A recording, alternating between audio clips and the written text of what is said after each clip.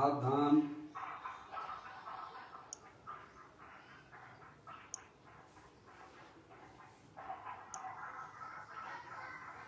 अपने चंचल मन को एवं चंचल उपयोग को स्थिर करने के लिए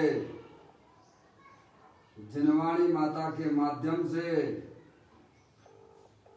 अपने वर्तमान ज्ञान के पर्याय में सम्यक भेद ज्ञान उत्पन्न करते हुए शरीर और शरीर से भिन्न जितने भी चेतन अचेतन पदार्थ हैं उनका मुझ भगवान आत्मा से किसी भी प्रकार का कोई संबंध नहीं है। इस प्रकार सम्यक भेद ज्ञान पूर्वक शरीर आदि पर पदार्थों का लक्ष्य छोड़ के अंदर में जो अखंड ज्ञान ज्योति स्वरूप भगवान आत्मा है उसमें ही अपनी वर्तमान पर्याय का संबंध जोड़ते हुए कि मेरा ये भगवान आत्मा सदा काल शरीर आदि पर पदार्थों से भिन्न प्रकट अखंड ज्ञान ज्योति स्वरूप है।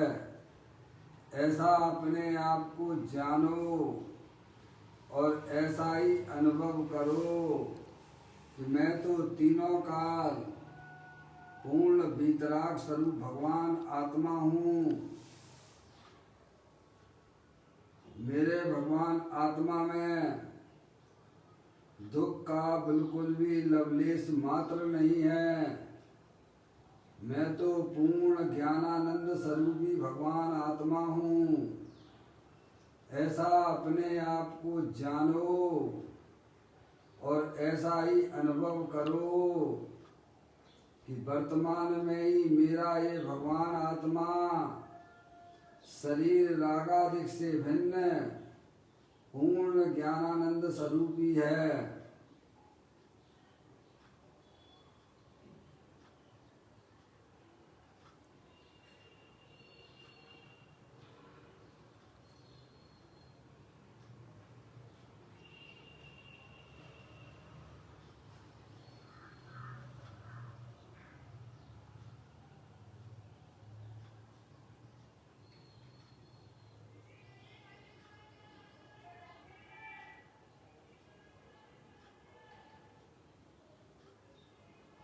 इसी प्रकार से संसार अवस्था में अपनी आत्मा की पर्याय में जो विविध प्रकार के पुण्य पाप के परिणाम होते हैं वे समस्त परिणाम पर के लक्ष्य से होने वाले भाव हैं। वे हमारे आत्मा का स्वभाव नहीं है। ऐसे समस्त रागादिक परिणामों में सम्यक भेद ज्ञान उत्पन्न करते हुए कि रागादिक परिणाम कर्म उदय जनित अवस्था है, मेरी आत्मा का स्वभाव नहीं है। मैं तो तीनों काल वीतराग आनंद स्वरूप हूँ।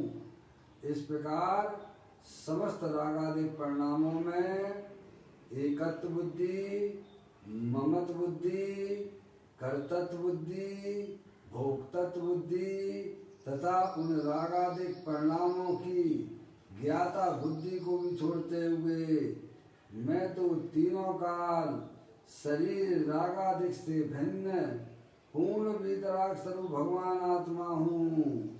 ऐसा अपने आप को जानो और ऐसा ही अनुभव करो कि मैं ज्ञानानंद स्वरूपी भगवान आत्मा हूँ।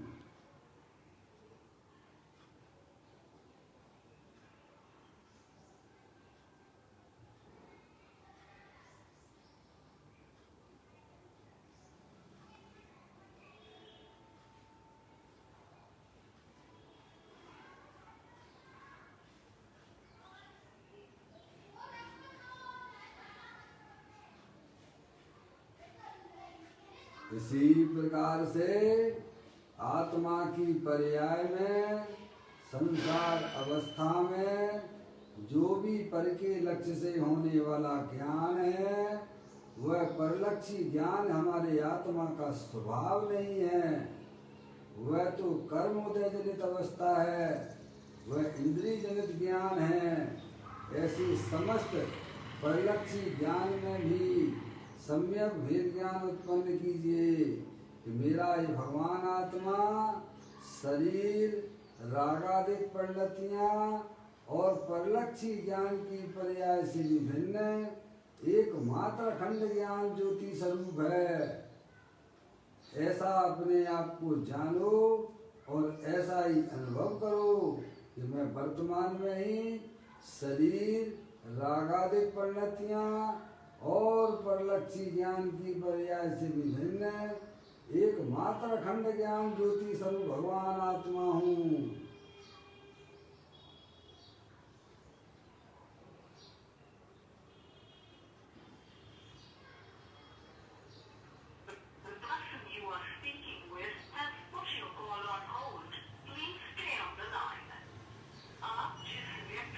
मेरे भगवान आत्मा में शरीर आदि पर पदार्थों का प्रवेश नहीं होता है।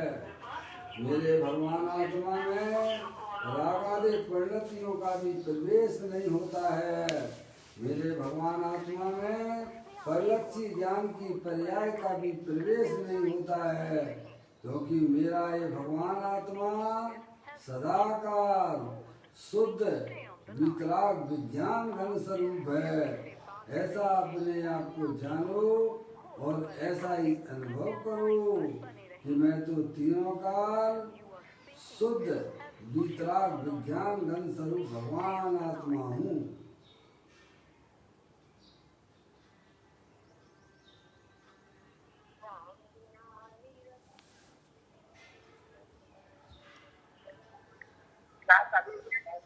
हेलो भैया जी, आज क्लास सुन पाएंगे? हम प्रोग्राम में आएंगे।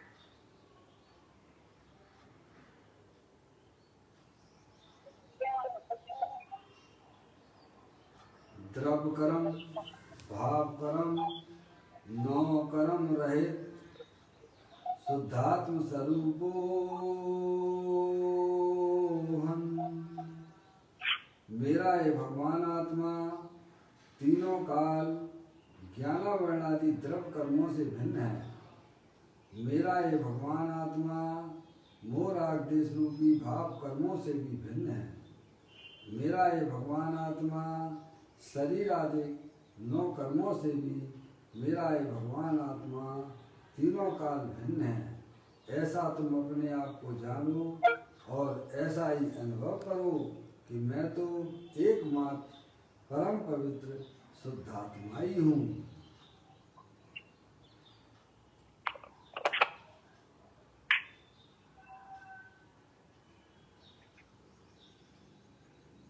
ओम नमः सिद्धेभ्यः।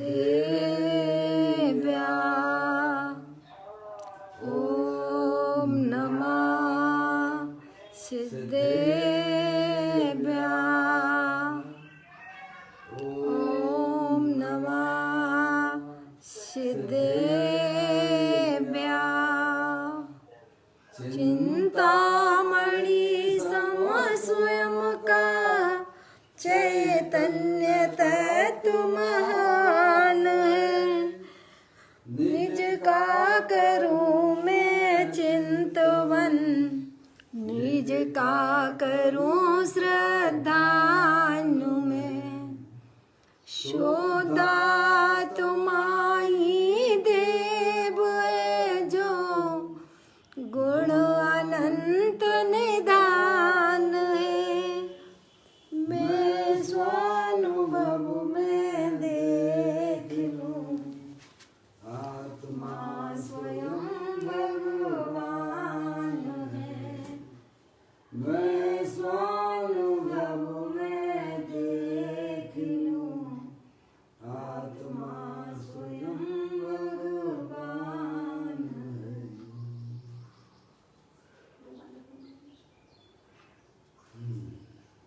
द्रव्य दृष्टि जिनेश्वर और पर्याय दृष्टि जिनेश्वर की चर्चा महान ग्रंथ के माध्यम से हम और आप यहाँ इसका स्वाध्याय कर रहे हैं। पुस्तक को आप लोग भी निकाल लीजिएगा।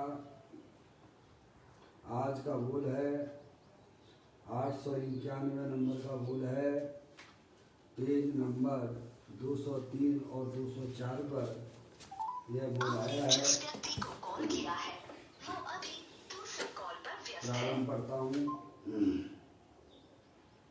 अरे यह शरीर छूट जाएगा भाई, कहाँ जाकर उतरेगा।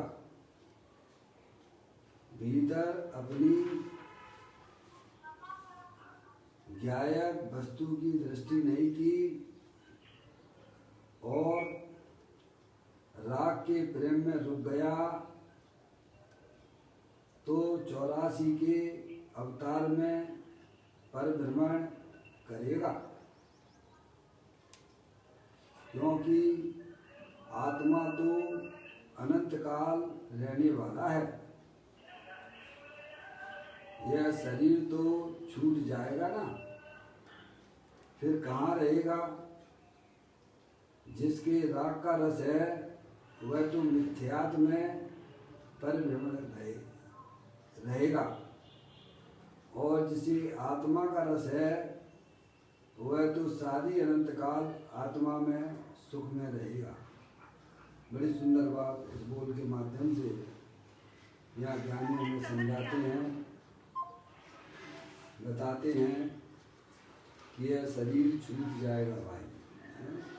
जानने देखने वाली चेतन वस्तु वह आत्मा है, और शरीर जो है वह जड़ है। आज आपके पास में संयोग में दिखाई दे रहा है, और यह कुछ समय बाद छूट जाएगा। यह अनादि अनंत सत्य बात है। लेकिन आप तो जानने देखने वाले अनादि अनंत हो, समझ नहीं आ। ज्ञानी कहते हैं यह शरीर तो छूट जाएगा भाई, कहाँ जाकर उतरेगा। कहाँ जाओगे भैया, पता है कि नहीं। कहाँ से आ रहे हो, अनादि से निगोर में रहे हो हैं, और अनंत काल इस लोकाकाश में आपको रहना है। आप आत्मा हो, चेतनेश्वर भगवान आत्मा हो। शरीर तो जो है ये जड़ है। जैसे बदन पैसे निरंतर कपड़ों का बदलाव हुआ करता है, उसी प्रकार से आत्मा के संयोग में नाना प्रकार के शरीर रूपी कपड़ों को बदलता रहता है। तो ज्ञानी हमें बारंबार समझाते हैं, तुम अनादि अनंत रहने वाले, जानने देखने वाले, सिद्धि की सामर्थ्य वाले, अनंत शक्तियों के भंडार वाले आत्मा हो। और ये शरीर जो है जड़ है, जो कि हमारे आत्मा से अत्यंत भिन्न है। जिन्हें शरीर आदि की रुचि है उन्हें निरंतर शरीर की ही प्राप्ति होगी, और जिन्हें अपनी आत्मा की रुचि है वे सारी अनंत काल अपने आत्मा के साथ में रहेंगे। रहना तो जरूरी है, क्योंकि चैतन्य वस्तु का कभी भी नाश नहीं होता है। जगत में जितने भी पदार्थ हैं, जीव द्रव्य है, पुद्गल द्रव्य है, धर्म द्रव्य है, अधर्म द्रव्य है, आकाश द्रव्य है, काल द्रव्य हैं, जाति अपेक्षा 6 द्रव्यों के समूह को विश्व कहते हैं। वे अनादि अनंत रहने वाले हैं। किसी भी वस्तु का, द्रव्य का नाश नहीं होता है। पर्यायें बदलती हैं, लेकिन द्रव्य स्वभाव ज्यों का त्यों रहता है। ऐसा सच्चा ज्ञान कीजिए। संयोग बदलने पर आत्मा नहीं बदल जाता है। ऐसे ही आत्मा की पर्याय में पदमन होने पर आत्मा नहीं बदलता है। तो ज्ञानी कहते हैं यह शरीर तो छूट जाएगा भाई, कहाँ जाकर उतरेगा। छूटा ही हुआ है, क्योंकि दोनों की जातियां भिन्न भिन्न हैं। शरीर मूर्तिक है और तुम चेतनेश्वर भगवान आत्मा हो, जानने देखने वाले पदार्थ हो, वस्तु हो। शरीर का और आत्मा से किसी भी प्रकार का कोई मेल नहीं है। समझे आप? धन्य वे हैं जो वर्तमान ज्ञान की पर्याय में शरीर की उपस्थिति में शरीर को छूटा हुआ देखते हैं।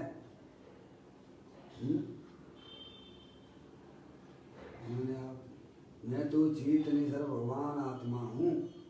तो यहाँ ज्ञानी कहते हैं कि शरीर तो छूटेगा भाई, छूट जाएगा, तुम कहाँ जाओगे? कुछ पता है क्या?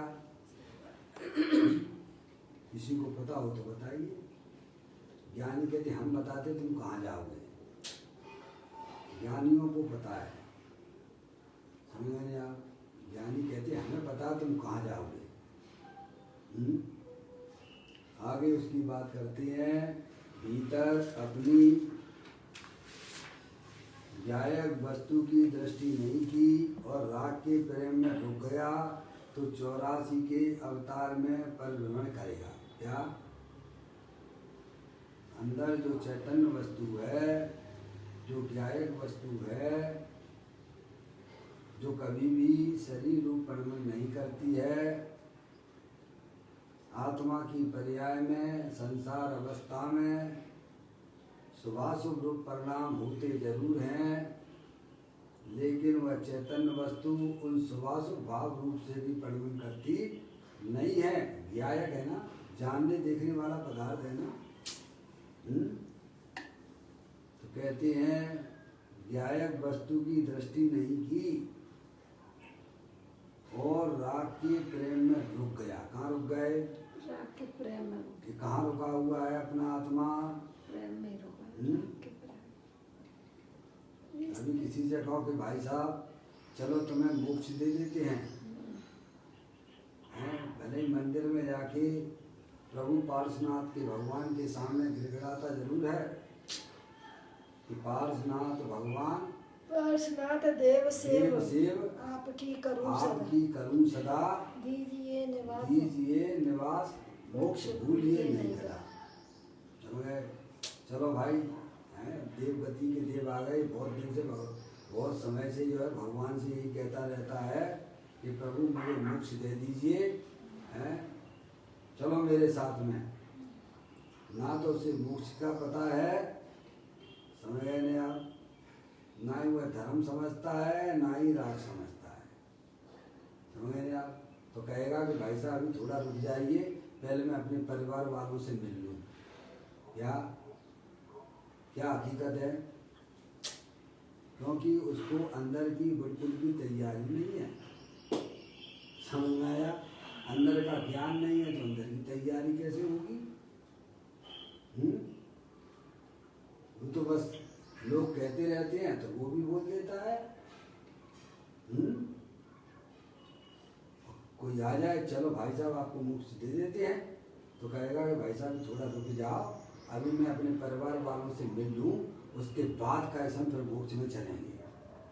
कहाँ चलें? तो कहाँ रुक गया? अपने राग में रुक गया, अपने प्रेम में रुक गया। पर द्रव्यों से जो प्रेम किया है ना, उसमें ये रुका पड़ा हुआ है।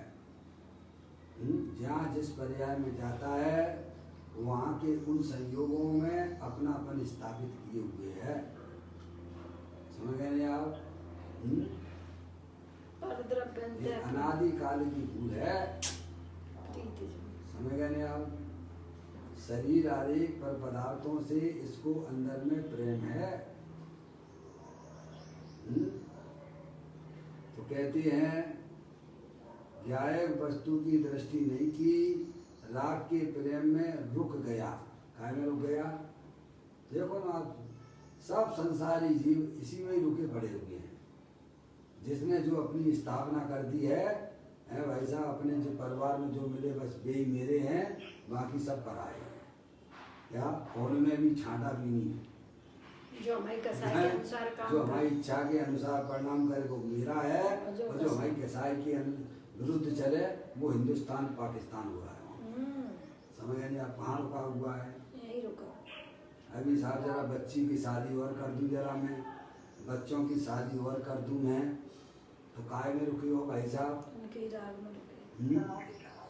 सोचिए, अरिहंत परमात्मा हमें यह बताते हैं, ऐसे ही अनादि काल से हमारा आत्मा जिन जिन संयोगों में गया है उन संयोगों में प्रेम करके वहाँ रुका पड़ा रहा, लेकिन राग में रुकना भाई साहब वह तो संसार का कारण है। 4 गति 84 लाख योनियों में परिभ्रमण करना है, तो प्रभु हम कहाँ रुके? अरे है ना तुम्हारे पास में सुंदर वस्तु है ना, सिद्ध की सामर्थ्य वाली है, जिसका ना तो जन्म होता है ना जिसका मरण होता है, ऐसा गायब प्रभु परमात्मा दे देवल में विराजमान है। वहां जाके रुको ना, वो अनंत ज्ञानी रुके हुए हैं, आनंद का रस ले रहे हैं, अमृत का कुंड दे देवल में विराजमान है।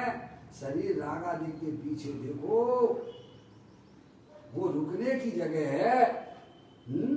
हम तो कहाँ रुक गए भाई साहब? तो कहते हैं ज्ञायक वस्तु की दृष्टि नहीं की जो हमें करनी चाहिए थी।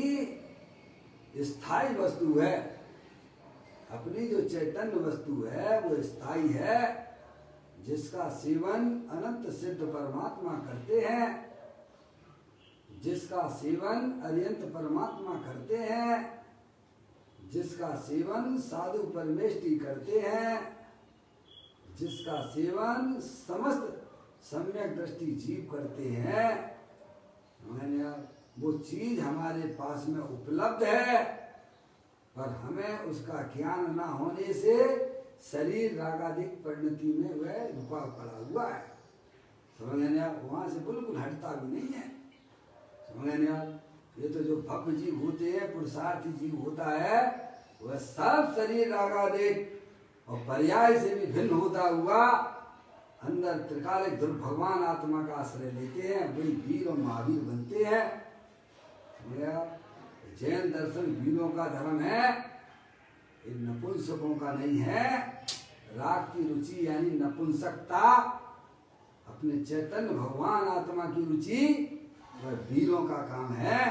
समझ में आया भाई साहब? इसे हमें धर्म समझना चाहिए। किसी दूसरों के सामने, पर द्रव्यों के सामने गिड़गिड़ाना ये आत्मा का कर्म भी नहीं है और ये आत्मा का धर्म भी नहीं है। मैं आया भैया? ऐसी चैतन्य वस्तु कहते हैं ज्ञानी, कैसे तूने उसकी दृष्टि ना की और अंदर में कसाय के परिणामों में रुक गया है। कहाँ रुक गए हो भाई साहब? अंदर में जो नाना प्रकार के सुभाषुक रूप परिणाम होते हैं वह संसार अवस्था है, पर ज्ञानी जीव उनकी रुचि छोड़ देते हैं। जिन पुण्य पाप नहीं कीना, तनु अनुभव चित दीना, नहीं विधि आवत रुके, संबर क्या? जिन्होंने पुण्य पाप की रुचि को छोड़ दिया है, अंदर में होने वाले कसाय परिणामों को इग्नोर कर दिया है। समझ में आया? यहाँ तो एक एक पदार्थों को, ये मेरी मम्मी है, ये मेरे पिताजी हैं, ये मेरा भाई है, कितना लंबा चौड़ा पक्ष पड़ा हुआ है। अरे तेरा तो एक भगवान आत्मा है जो अनंत शक्तियों के भंडार वाला है, सिद्ध की सामर्थ्य वाला है, उसे तू पहचान। है भाई साहब? कोई सामान्य बात नहीं है भैया। तो आत्मा का ज्ञान और श्रद्धान हृदय में जगना ये बहुत बड़ी उपलब्धि है। ये आत्मा को मोक्ष मार्ग में लगाने वाली उपलब्धि है भैया। हमारा आत्मा अनादि काल से राग के प्रेम में रुका पड़ा हुआ है। ज्ञानियों ने पहचान लिया है, इसीलिए वे शरीर रागादि से उदासीन होते हुए अंदर चैतन्य स्वरूपी भगवान आत्मा जो कि अमृत का कुंड है भाई साहब, उसका सेवन करते हैं। आपको अपना सेल्फी फोटो खींचना है भाई। दिनवाणी माता का अध्ययन का मतलब ही यही है कि आप अपने चैतन्य स्वरूपी भगवान आत्मा का फोटो खींच लें। आपको स्वयं खींचना पड़ेगा। समझ में आया? यहाँ जो अपने आत्मा का ज्ञान में दृष्टि में अपनी आत्मा का फोटो खींच लेते हैं वे सब सम्यक दृष्टि जीव हैं और मोक्ष मार्गी हैं। सर्वप्रथम ये शरीर जड़ है, अनंत पुद्गल परमाणुओं का पिंड है, इससे मेरा किसी भी प्रकार का कोई संबंध नहीं है। समझ में आया भाई साहब? मैं तो चेतनी सर भगवान आत्मा हूँ। इसलिए ज्ञानी कहते सर्वप्रथम अपनी आत्मा में सिद्धों की स्थापना कर।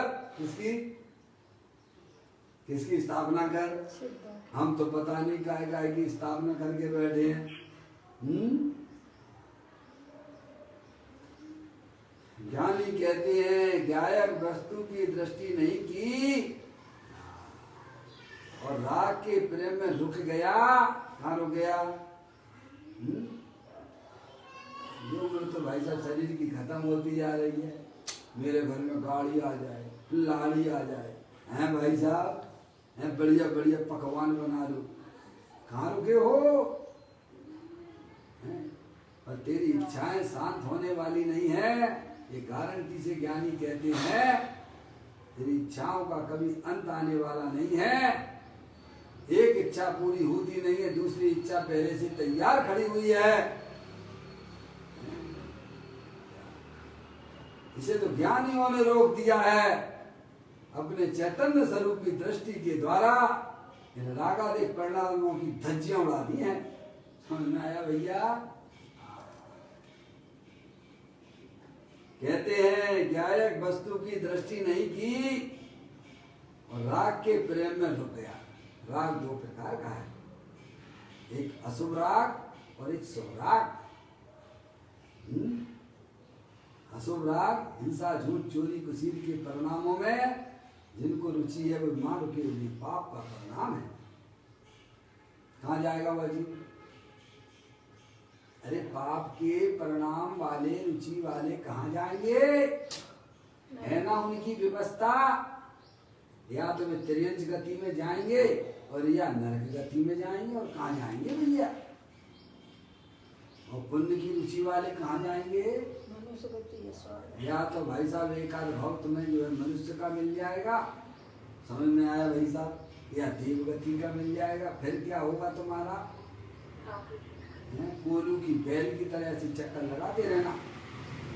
यार 4 गति 84 लाख योनियों में राग की रुचि में रुकने वाले जीव भगवान मेरा भला कर देंगे। ऐसा वस्तु शरीर को ना जानने वाला जीव ऐसा ही सोचता है। भगवान भरोसे मिल गई है, अपनी नैया छोड़ दी है, उसकी तो अवश्य डूबने वाली है। ये भगवान ने ही आपको सिखलाया है। अपने आत्मा को पहचानिए। एक द्रव दूसरे द्रव का कोई करता धरता नहीं है। तुम चेतनेश्वर वस्तु हो। भगवान कहते हैं मेरे सामने भी तुम्हें झुकने की जरूरत नहीं है। समझ में आया? तुम मेरे तरफ भी झुकोगे तो अभी तुम्हारी चतुर्गतियां रुकने वाली नहीं है। समय दुर्गति होगी पर दब्बाओ दुख गई, सा दब्बाओ सुख गई। भगवान तो यही कहते हैं तुम मेरी तरफ भी ना देखो। हम तो अभी स्त्री पुत्र आदि के प्रति मरे जा रहे हैं। सोचो क्या होगा हमारा। आपको पता होगा 5 पांडव जब मुनि अवस्था में थे, कौरव द्वारा उनके ऊपर उपसर्ग हुआ था। 3 तो मुक्ति को प्राप्त हो गए और 2 सर्वार सिद्धि। कहाँ चलेगा भाई साहब? सर्वार सिद्धि बोलो। सर्वार सिद्धि में चले गए उनका प्रमोशन हुआ कि डिमोशन हुआ? पांचों पांडव मुनि अवस्था में भावलिंगी संत थे। समझ में आया? 3 का प्रमोशन हो वस्तु गया। स्वरूप की चलती है, यहाँ किसी भाई साहब पक्षपात की बात नहीं की जाती है। 3 का तो प्रमोशन हो हैं? गया। 3 का प्रमोशन हो गया भाई साहब। 2 का अनंत डिमोशन। दर्शन, अनंत ज्ञान, अनंत सुख, अनंत वीर की पर्याय प्रकट कर ली। और 2 को ऐसा विकल्प आ गया, अरे भाई हमारे साथी मुनराज के ऊपर जो उपसर्ग उनका क्या होगा? उसी समय आयु कर्म आ गया और बंद हो गया। क्या हो गया भाई साहब? क्या हो गया? देखा, राग का प्रेम चाहे वह ज्ञानियों का हो और चाहे अज्ञानियों का हो, सब 4 गति 84 लाख योनियों में परिभ्रमण कराने वाला है। अभी तो हमें अपने शरीर और शरीर से संबंधित जितने भी चेतन अचेतन पदार्थ हैं, उनके अंदर प्रेम जो चल रहा है वो हमारा सब संसार का कारण है। डिमोशन हो गया, क्या हो गया है? 3 का तो कहाँ चले गए भाई? सर्वा सिद्धि चले गए। कीर्ति सागर की जेल मिल गई उन्हें। क्या मिल गई? सागर के लिए मोक्ष रुक गया है? यहाँ तो 7वां गुण स्थान था और वहां जाके 4था गुण स्थान। बताइए आप, प्रमोशन हुआ कि डिमोशन हुआ? है, डिमोशन हो गया भैया। यहाँ नंगा बिजली का तार गया हुआ है, भाई साहब समझदार पकड़ेगा तो हो सकता है क्या होगा, वो करंट नहीं लगेगा, उसे लगेगा है। और जो नहीं जानने वाला पकड़ेगा तो क्या तार छोड़ देगा क्या? ऐसे ही हम निरंतर परिणामों में चाहे कुछ भी सोचा करते, चाहे कुछ भी विचार किया करते हो, हैं? भाई साहब समझ में आया? हिंसा के, झूठ के, चोरी के, कुसीर के, परिग्रह के ऐसे परिणाम हमारे हो रहे हैं।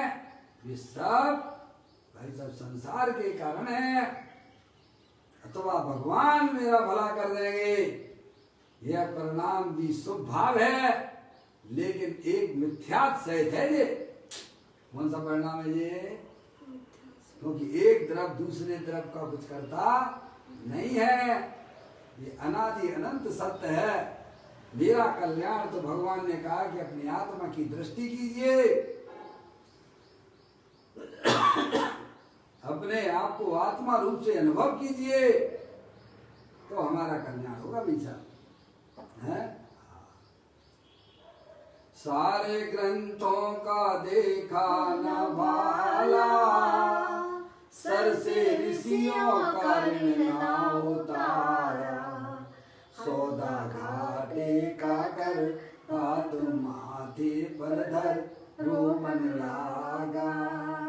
सारे साथी जागे तू न जागा, बेला अमृत भरा वक्त क्यों खो रहा, आलसी सो रहा बनिया भागा। सारे साथी जागे तू न जागा। द्वाद संग का सार अपने आत्मा की दृष्टि करना, अपने आत्मा का परिचय करना। ये शरीर रागादिक से भिन्न मेरी चैतन्य वस्तु है भाई साहब। ऐसी दृष्टि हो तब हमारी पर्याय में निराकुलता रूप पर्याय की उत्पत्ति होती है। तो कहते हैं ज्ञायक वस्तु की दृष्टि नहीं की, सब पढ़ लिया, शास्त्र भी पढ़ लिए भाई साहब, खूब भगवान की पूजा कर रही, भक्ति कर रही, क्षेत्रों पे भी खूब चक्कर लगाए, लेकिन प्रभु ने जो बात बताई है, तुम ज्ञायक प्रभु परमात्मा हो। अहो आपने एक ज्ञायक बताया, त्यों नाक में साथ अनुपम बताया। प्रभु आपने एक ज्ञायक बताया, त्यों लोक में नाथ अनुपम बताया। यही रूप मेरा मुझे आज भाया। भव्य जीव होते हैं, उन्हें अपने चैतन्य प्रभु परमात्मा तीनों काल जानने देखने वाला पदार्थ है, कभी भी शरीर रागादिक रूप परिणाम नहीं करता है। ऐसी ज्ञायक प्रभु परमात्मा की दृष्टि ज्ञानियों को होती है। और हमें भी अगर ज्ञानी बनना है, मोक्ष मार्ग में प्रवेश करना है, तो रागादिक परिणामों में रुचि छोड़ दो। मेरा कोई भी नहीं है, मैं एक शुद्ध सदा रूपी ज्ञान द्रगुण यथार्थ से कुछ अन्य वो मेरा नहीं, परमाणु मात्र नहीं। अरे क्या भाई साहब कहते हैं, ज्ञायक वस्तु की दृष्टि नहीं की और राग के प्रेम में रुक गया। कहाँ रुक गया है? बुलाओ भाई साहब ने, किधर आ जाओ हमारे पास में। हाँ नहीं आएगा, क्योंकि अभी जो है हमें बहुत सारे काम करना है ना पंडित जी साहब। अभी जिनवाणी तो सुन लेंगे ना, कहाँ आप जा रहे हो, कहाँ भगवान है, सब है ना, सब कहाँ रुके पड़े हो। जहाँ अपने आत्म कल्याण की बातें चलती हैं, वहाँ ज्ञानी कहते आओ आओ आओ, सुनो सुनो सुनो सुनो, तुम चैतन्य प्रभु हो, ज्ञायक प्रभु हो, अनंत शक्तियों के भंडार वाले हो।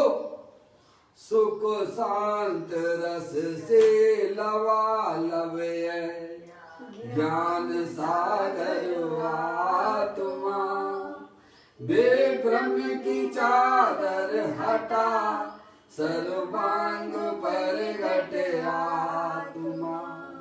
हे बाप जन इस लोक के सब एक साथ नहाइए, इसे ही अपनाइए, इसमें ही मग्न हो जाइए। आचार्य भगवान तो ये कहते हैं, तुम अपने आप को चेतने से भगवान आत्मा देखो, शरीर रूप से ना देखो।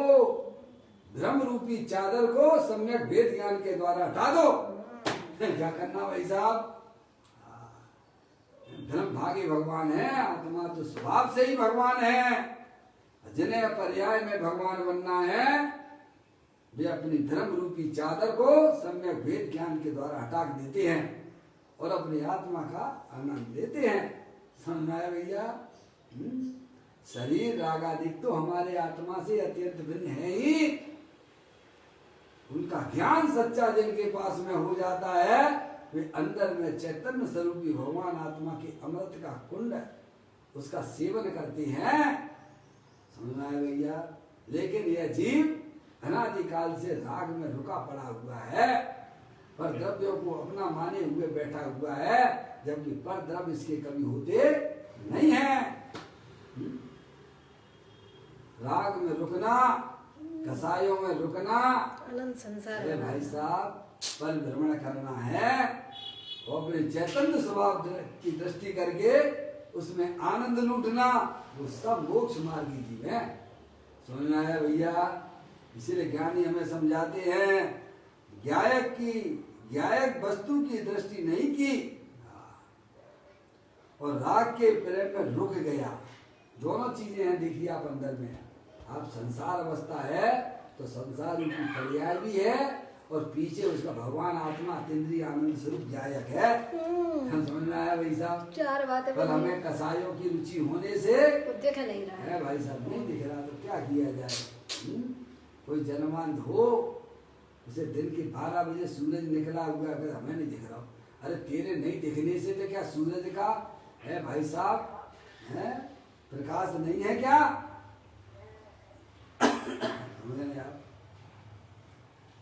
कहते हैं ज्ञायक वस्तु की दृष्टि नहीं की और राग के प्रेम में पुण्य पाप की रुचि में है रुक गया, तो 84 के अवतार में परिभ्रमण करेगा, तुम्हें कोई भगवान भी नहीं बचा पाएंगे। समझ में नहीं आई? भगवान ने कहा है ये सब कर्मकृत वस्तुएं हैं, तुम इनकी रुचि छोड़िए। अब भगवान की आज्ञा मानोगे, भगवान कैसे बचा लेंगे भाई साहब? आपके घर में आपकी बच्चा आपकी बात नहीं माने तो क्या करोगे भाई साहब? बोलो, क्या आप सहयोग करोगे उसके लिए? हैं? क्या सहयोग करोगे? हैं? ऐसे भगवान की बात नहीं मानेंगे। हे भगवान मेरा कल्याण कर देना, तेरा कल्याण 3 काल में नहीं होगा। समझ में आया? तो कहते हैं राग के प्रेम में रुक गया तो 84 के अवतार में परिवहन करेगा। क्यों? क्योंकि आत्मा तो अनंत काल रहने वाला है। क्यों भाई साहब, पहले थे कि नहीं थे आप? अभी हो के नहीं हो? कल अपना आप मिल जाएंगे कि नहीं मिलेंगे? समझ में आया भैया? अरे कल थे तब आज मिले कि नहीं मिले? हैं? अस्तित्व का नाश थोड़ा हो जाता है। समझ में आई कि नहीं आई? बाहर में मिलने की बात चल रही तो वहाँ में कैसे मिले, कोई निश्चितता नहीं है, पर स्वभाव उसकी अपेक्षा तो मिलेंगे। समझ आ रही? उसका तो कभी विनाश होता ही अरे नहीं। भाई तुम चेतन सर भगवान आत्मा हो। हैं? एक ये वर्तमान में जो बस मिल गया बस यही है, यही मेरा है। ये तो खूब मंडूक दृष्टि है तुम्हारी। जैसे कुएं में रहने वाला मेढक इधर से इधर घूमता फिरता है और मानता है क्या कि भाई साहब इतना ही संसार है? कभी वो बाहर नहीं निकला। ऐसे ही अज्ञानी ये वर्तमान संयोग जो मिल गए बस यही खाओ पियो और बस मौज करो काय में। पर उसे पता नहीं है कि भाई साहब जितना अनंत काल निकल चुका है उससे अधिक तेरा फ्यूचर पड़ा हुआ है। ये तो ज्ञानियों को खबर रहती है।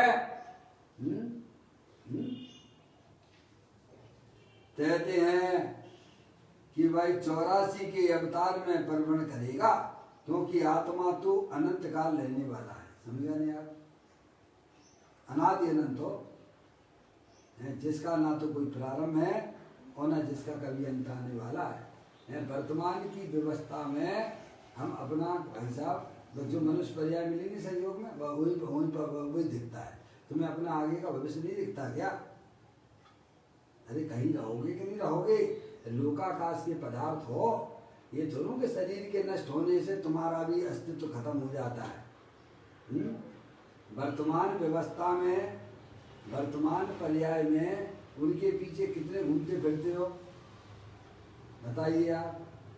और जबकि तुम तो अनंत काल रहने वाले हो, उसकी क्या व्यवस्था कर रहे हो? उसमें कितना दिमाग लगा रहे हो तुम अपना? कहते हैं 2 दिन की यात्रा के लिए तुम कितनी व्यवस्था लेके जाते हो? नाश्ता लेके जाते हो 2 दिन की यात्रा के लिए। और तुम्हें अनंत काल लेना है तो उसकी व्यवस्था क्या कर रहे हो? सोचिए, जब अनंत काल तुम्हें रहना है, शरीर के नष्ट होने से कोई तुम्हारी चैतन्य वस्तु की नष्टता नहीं होती है क्योंकि दोनों भिन्न भिन्न हैं। आगे की व्यवस्था आपने क्या सोची है? पाप के परिणाम करोगे तो बस पाप में ही पड़े रहोगे। इतना बढ़िया मनुष्य पर्याय मिली, जिनेंद्र कुल मिला है, छने हुए पानी में पैदा हुए, ये सब आपकी पूर्व की कमाई थी। अब आगे की व्यवस्था क्या सोची है भैया? तो कहते हैं क्योंकि आत्मा तो अनंत काल रहने वाला है, उसकी व्यवस्था क्या सोच रहे हैं भाई साहब? वह शरीर तो छूट जाएगा ना। क्या हो जाएगा? शरीर के नाश होने से क्या वह चैतन्य वस्तु का नाश होता है क्या? कैसे होगा? दोनों भिन्न भिन्न है। तो करे से शरीर तो छूट जाएगा ना, फिर कहाँ रहेगा तुम? अभी मरे जा रहे हो, शरीर के कारण से अवक्ष का सेवन करते हो। क्या करते हो? किनकी खातिर? शरीर के खातिर। ना अवक्ष गिनते हो, चाहे कभी खाए जाओ, ग्रस्त है तो भ्रष्ट होने के लिए हो क्या? भगवान ने 2 प्रकार के धर्म बताए हैं, श्रावक धर्म और मुनि धर्म। कौन से धर्म का पालन कर रहे हो तो आप? दूध का पता नहीं है, रसोई घर में क्या क्या अवक्ष का सेवन करते हो। क्यों भाई साहब, श्रावक के भी धर्म है कि नहीं है? कितना कर रहे हो अपनी आत्मा के लिए बोलो? पूर्व में आपने इससे बढ़िया बढ़िया काम किए थे तो आज ये सत्य निमित्त हमारे सामने उपस्थित है। अगर हम वर्तमान में गंदे काम करेंगे, परिणामों को अपने बिगाड़ेंगे तो कहाँ जाओगे? सत्य निमित्त भी नहीं मिलेंगे। सोचिए, मिले हम तुम तो अनादि अनंत रहने वाले चेतनेतर भगवान आत्मा हो, अपने परिणामों को पहचानिए, क्योंकि परिणाम के ऊपर ही पांचों गतियों का विभाजन होता है। क्या? किसके? परिणाम के परिणाम के द्वारा ही पांचों गतियों का विभाजन होता है। अजय भैया, 5 गति कौन कौन सी हैं? अजय भाई, अजय भाई आप लाइन पर हो, थोड़ा बोलने का कष्ट कीजिए। हाँ हाँ,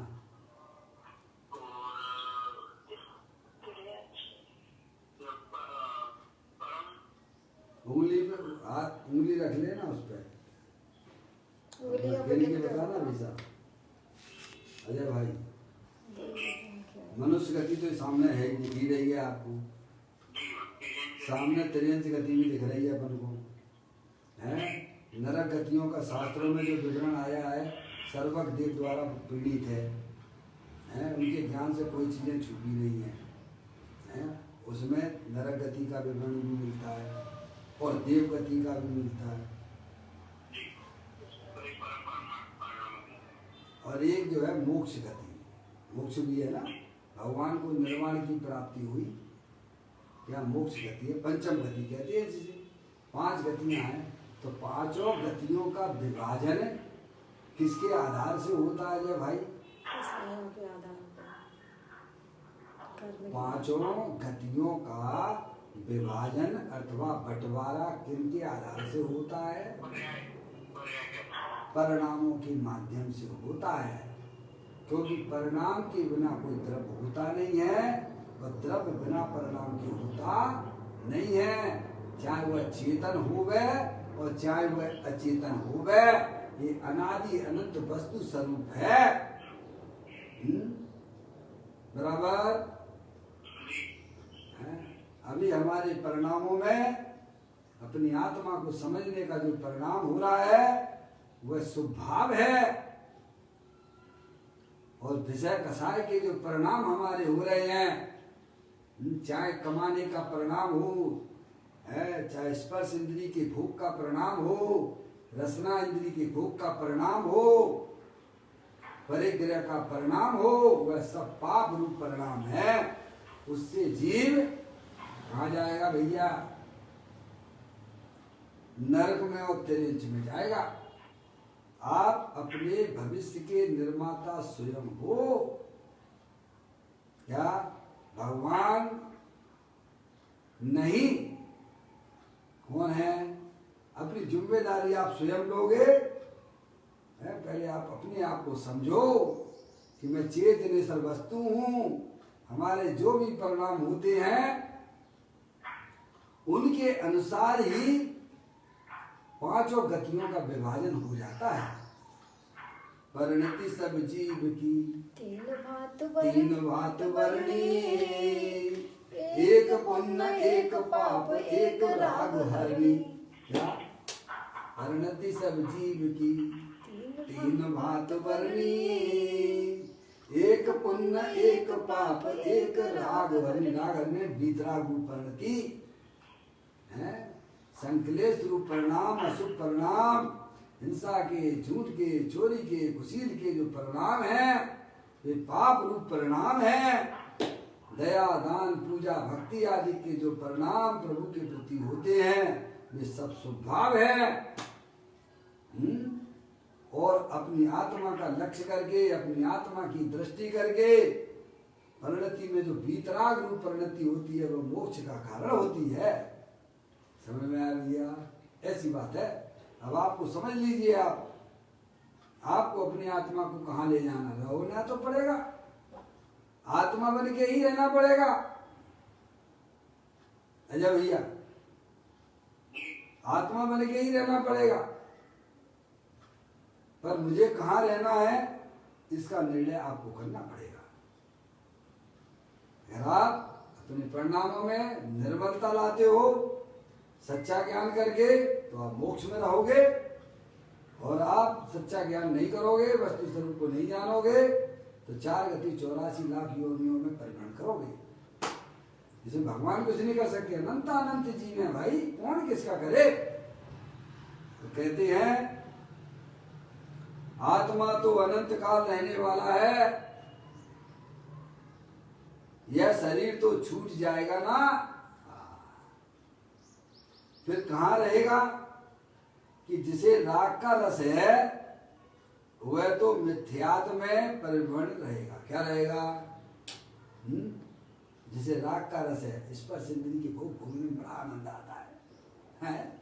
रसना इंद्री बढ़िया बढ़िया व्यंजन खा लेंगे, है आज की आनंद की जय। क्या हो गया भाई साहब? वही कीड़ा बन जाओगे। वही आपको शायद पता होगा, वर्तमान युग के अंदर ये बात आती है। एक मुनराज थे, विहार कर रहे थे, तरबूज था, क्या था? खरबूजा है। समय उनको अंदर में ऐसा ललचा रस आ गया उसको। देखो कहाँ पैदा हो गया ये भैया, कहाँ पैदा हुए? वहीं जाके पैदा हुए, खरबूजे में जाके। जिसको जिसकी रुचि होती है वह जीव वहीं पर जाके पैदा हो जाता है। जिन्हें रुपया पैसों की रुचि है वे सांप बन के वहीं रहेंगे। कहाँ रहेंगे वे? अभी तो मनुष्य बन के सेवा कर रहे हो उनकी, और वे सांप बन के सेवा करना पड़ेगी। हैं? समझ में आया भैया?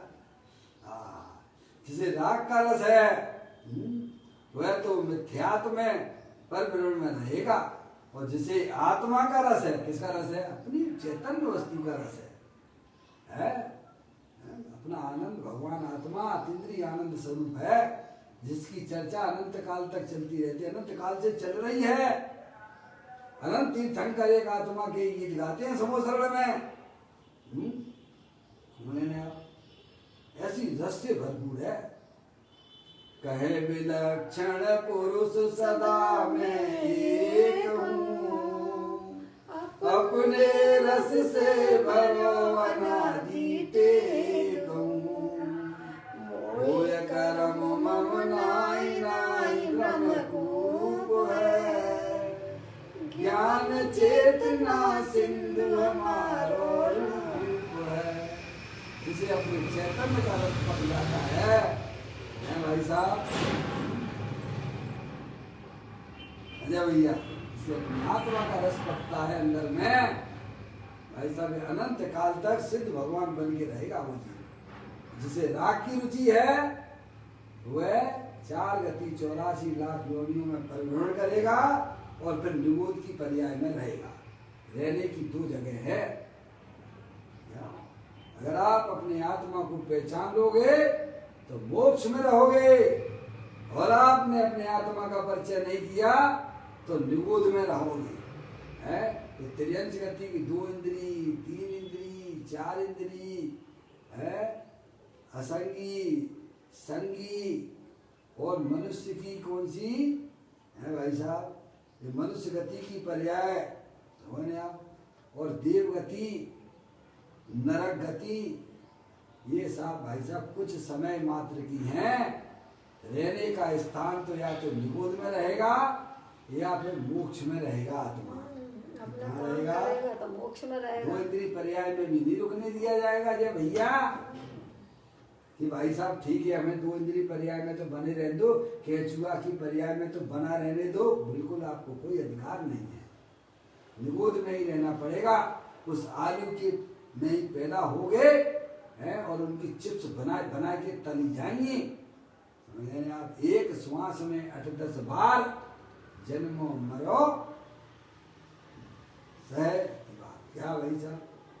या तो निगोद में रहेगा, आत्मा का ज्ञान नहीं दिया, आत्मा का परिचय नहीं किया, हृदय में आत्मा की रुचि जागृत नहीं की, तो निगोद में रहना पड़ेगा। एक बात। दूसरा, आपने मनुष्य पर्याय मिली है, संगी पंचेंद्री बना है, देव शास्त्र गुरु मिले हैं, शास्त्र समझाने वाले मिल गए हैं, ज्ञानी एक एक चीज को बड़े निर्णय पूर्वक समझाते हैं। हमें निर्णय करना चाहिए तो भाई साहब आप जो है अनंत काल रहना तो पड़ेगा आत्मा बन के है। अगर आत्मा का ज्ञान हो गया, आत्मा का श्रद्धान हमारी पर्याय में हो गया, तो रहिए अनंत काल यथा सिद्ध वर्णन है, सिद्ध भगवान बन के आत्मा रहेगा। क्योंकि चैतन्य वस्तु आत्मा का न कभी जन्मती है और न कभी मरती है। इसलिए ज्ञानी जी इसमें से एक रास्ता बहुत सुंदर निकाल लेते हैं, मोक्ष मार्ग का, समझे, उससे प्रेम करते हैं जो उनके साथ हमेशा रहता है। वे उनसे प्रेम नहीं करते हैं जो उनके साथ में कभी नहीं रहता है। समझ गए आप? अपनी चैतन्य वस्तु अनंत शक्तियों की भंडार वाली है, वह हमेशा हमारे साथ में रहती है, तो वह उससे प्रेम करता है। अज्ञानी जीवों को आत्मा की खबर नहीं है, वे शरीर आदि से प्रेम करते हुए भाई साहब शरीर को ही प्राप्त होते हैं। इस प्रकार यह बताते हैं कि जैसे राग का रस है वह तो मिथ्यात्म में परिभ्रमण में रहेगा, और जिसे आत्मा का रस है वह तो सादी अनंत काल आत्मा में सुख में रहेगा। ज्ञानी का रहते हैं, ज्ञानी का रहते हैं अपने आनंद रूपी पर्याय में रहते हैं। अज्ञानी कहाँ रहता है? दुख रूपी पर्याय में रहता है। जैसे राग की रुचि है उसे दुख से प्रेम है, जिसे आत्मा की रुचि है वह आनंद में रहता है। इस प्रकार से भी सुंदर चर्चाएं हमारे ग्रंथों में भरी पड़ी हुई है। आप समय निकालिए अपने आत्म कल्याण के लिए। तो मनुष्य पर्याय का समय तो भाई साहब बहुत छोटा है, बहुत कम है।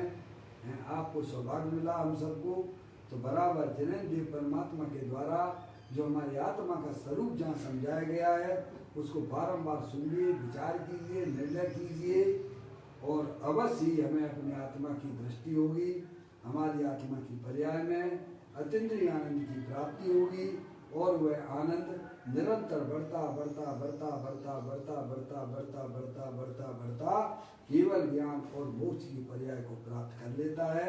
इस प्रकार यह चर्चा को यहाँ पूरा करता हूँ।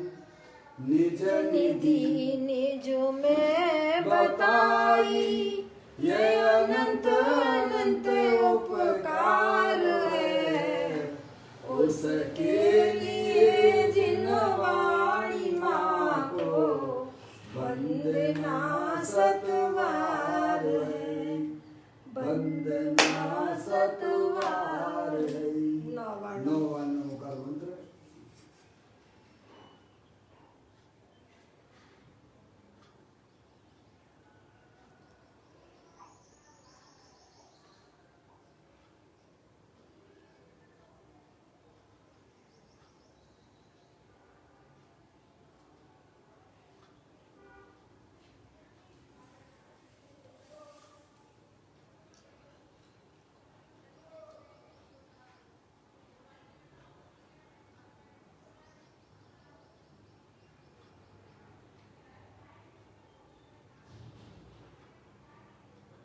बोलो द्वादशांग गिरवाणी माता की जय। महान जैन धर्म की जय। सभी साधर्मी आत्मार्थी जंतुओं को सदर